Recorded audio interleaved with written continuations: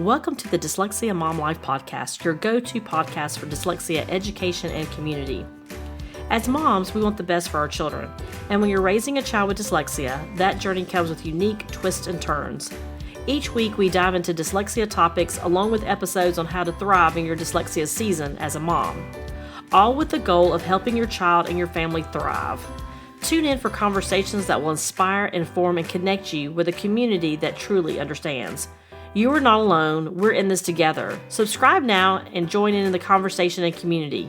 You got this. Hey friends, I've been thinking about you a lot lately. Seriously, it's that time again. The time that our kids are heading back to school. Back to school is a great time to reset our mindset, to map out some workable routines, and build strong relationships with our child's teachers. My mom friends have been reaching out to ask me for back to school tips, which has led them to sharing lots of anxiety about the start to school. New teachers, new friends, that dreaded carpool line, transitions to a new school perhaps, or maybe into middle school or high school. And don't even get me started about after school activities from tutoring and sports. And hello, mom taxi, right? Do you feel like you're in the road more than you're at home? Well, welcome to the Dyslexia Mom Life Podcast, where we tackle the real and raw aspects of motherhood and raising children with dyslexia. Today, I'm diving into how to lean in for a successful school year. Whether your child is starting kindergarten or heading to middle or high school, the transition back to school and back to the classroom can be exciting, and it can also be stressful for you and your son or daughter. But don't worry, I'm here to share some tips with you and help you and your child have a smooth and successful start to the school year. We're going to lean in together. So what does lean in stand for? Well, L stands for listen, E stands for engage, A stands for adapt, N stands for nurture, I stands for investigate, and N stands for navigate. So let's dive right in. When you think about the first L in lean in, think about the word listen. The first step in preparing for back to school is to listen to your child. Every child has different feelings about returning to school, and if you have more than one kiddo in your household, you definitely are feeling that. Some are excited to see their friends and meet new teachers, while others may feel some anxiety and just be anxious about the change in their routine. And perhaps if they've had a bad school experience, or they've had a difficult or challenging school experience like many of our kiddos have, it can be a very stressful transition. But by listening to your child's concerns, their fears and hopes, you can better support them during this transition. So here are some suggestions. You can ask some open-ended questions like, what are you looking forward to this school year? Or perhaps, is there anything you're worried about? Listen without interrupting. And then I have to really work on that one because I want to jump in and solve all the problems. Let them know that you're there to listen and you're there to help. Sometimes, like I said, we get very comfortable in that let's fix it mode, but many times our children just want to be heard.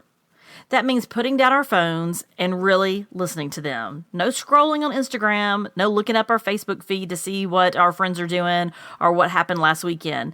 We are genuinely listening and engaging and having a conversation. And sometimes we do that without even thinking about it, that we're having a conversation with someone and the next thing you know, you're scrolling and half listening. And so, being very deliberate about how you listen and what that looks like, your child will feel even more heard when you set your device down and let them know that you're more important. And I'm not criticizing devices. At the end of the day, they are very much inwoven into our daily routine and who we are as people right now, and very much into every aspect of our life, whether it's, checking for a recipe or connecting with someone on a text message.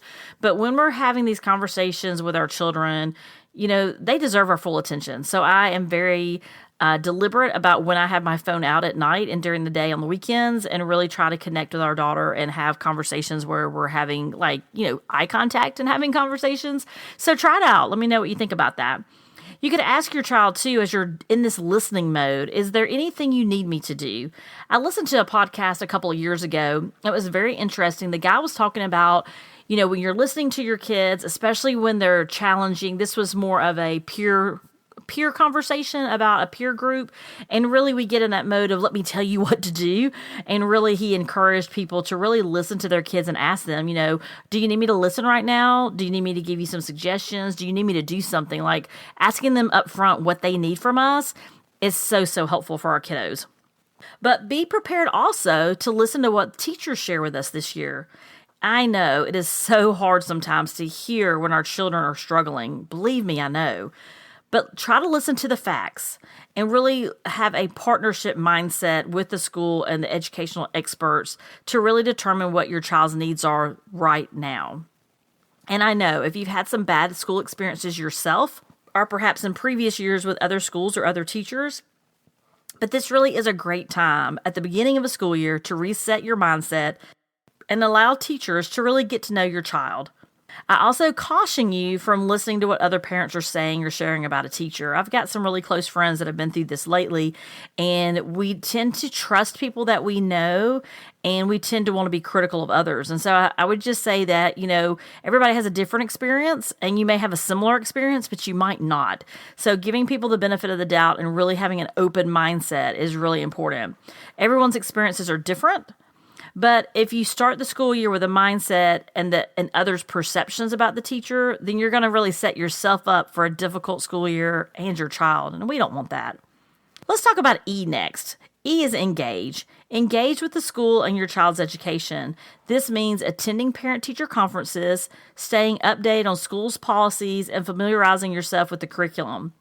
I'm not expecting you to be a curriculum expert, but I spent a good amount of time into the resources that our schools have provided over the years to make sure I'm engaged with the learning. I know what's happening. I know what projects are going on. So that way I can also stay engaged to help our daughter as she needs help.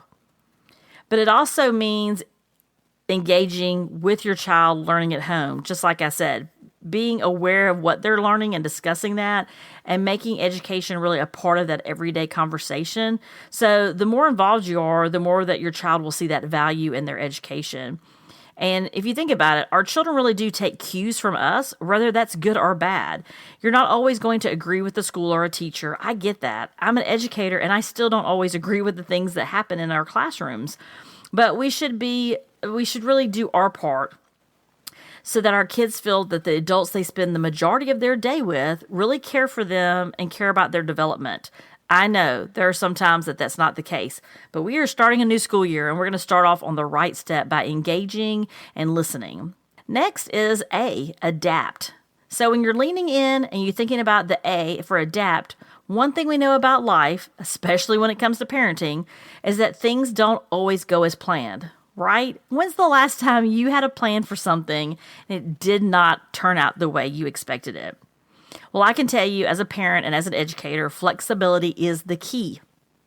Be ready to adapt your schedules, especially as we start these new school years. What are going to be the new schedules? I know for us starting a new middle school this year, our schedules are different. We're on a block schedule now, and there's longer class periods, and we have to think about how that impacts our daughter's study habits and how that impacts her daily routine. It can also be changes in school policies or your child's, really their evolving needs, right? So having that flexibility, especially as you get to those teen years and the puberty pieces and just the changes they're experiencing inside their body, but also socially and emotionally play a huge impact in how they show up. So maybe your child needs more time in the morning to get ready, or perhaps they're struggling with a subject and they need extra help. For your dyslexic kiddo, it may be spending more time before or after school with a reading tutor. Adapting doesn't mean lowering our expectations, but rather adjusting our approach to ensure that our child feels supported and understood. So that adaptability and flexibility is really a big one. Let's talk about the N in lean in. So nurture. I love this one. So back to school isn't just about academics. Sure, that is on our mind about what classes are they going to be in, how are they going to be challenged in a positive way, and then where are there going to be some struggles that we need to lean into that we know going into the school year. But we're also talking about nurturing our children's emotional and social well-being, encouraging friendships, helping them manage stress, and create a positive home environment where they feel safe and loved. Remember, Kids pick up on our stress too, so try to model a calm and positive attitude. Simple routines like having dinner together or a bedtime chat can make a huge difference in helping your child feel secure during this transition. For many families, I know time in the car can also be a great place for conversations, especially if everyone puts their phones away. A lot of times kids will get in the car after school. Sometimes they'll say nothing, and then sometimes they just have a lot to say. So being able to listen, and you'll figure out if you haven't already, and sometimes from year to year that changes, what that looks like. Maybe your child is more chatty as you're getting ready for bedtime. Maybe they like to talk during dinner time, and maybe they just need some time to process some things, especially in middle school. I find more and more that time to kind of pull back and have that self-reflection is something our daughter needs. So we're down to the last two letters of lean in, which I is investigate. It's important to stay informed and investigate the resources available at your child's school, whether it's for tutoring or counseling or extracurricular activities. What's in your community? Where can you find support for your child, especially if you're still remediating your child's dyslexia? Don't hesitate to ask questions or reach out to teachers if you have concerns. That's what they're there for. They want to know if your child is having some difficulties. The more you know, the better equipped you will be to support your child. Also, keep an eye on any behavioral changes or academic struggles that might indicate your child needs extra help. Early intervention is the key. So the earlier we can lean in and make sure our child gets those additional assistance is important. But I say a word of caution here because as our kids get older and older elementary years and into the middle school, we're in 8th grade now at our household and 7th grade last year. I know I was out a good bit during that time for the podcast. And so it really was lots of struggles going on, not just in middle school, but just in personal and professional pieces for us. But 7th grade was a difficult year for us. And as we go into 8th grade, trying to prepare for high school, like it's just a whole new set of challenges, if you will, and really being able to look at, giving time and space to figure out how to make those things work, because we really have to give our kids the opportunity to figure some things out on their own without us constantly rescuing them so that the way they can be successful in high school and college and really in life, right? Well, let's move on to N. N is navigate. So finally, we're going to be navigating this journey together, right? So this back to school, it really is a team effort. And your child needs to know that you're in this with them. Help them to set goals, manage their time, and balance that schoolwork with other activities, play, downtime. Many times kids just need time after school to kind of catch their breath. And then other times, I've got family members where their kiddos like to be outside and they spend every minute they can outside. So whatever it works for your kids, make sure you give them time to do those things. Maybe it's that they enjoy a sport or they enjoy some type of artistic pieces, just whatever it is that kind of lights them up. So helping them navigate that is important. And teaching them how to navigate challenges. Whether it's making new friends, handling a tough subject, or managing projects, homework, studying for a test. Oh my goodness, we could go on and on. Encourage, like I said earlier, that independence, but also let them know that you're there to guide them when they need it.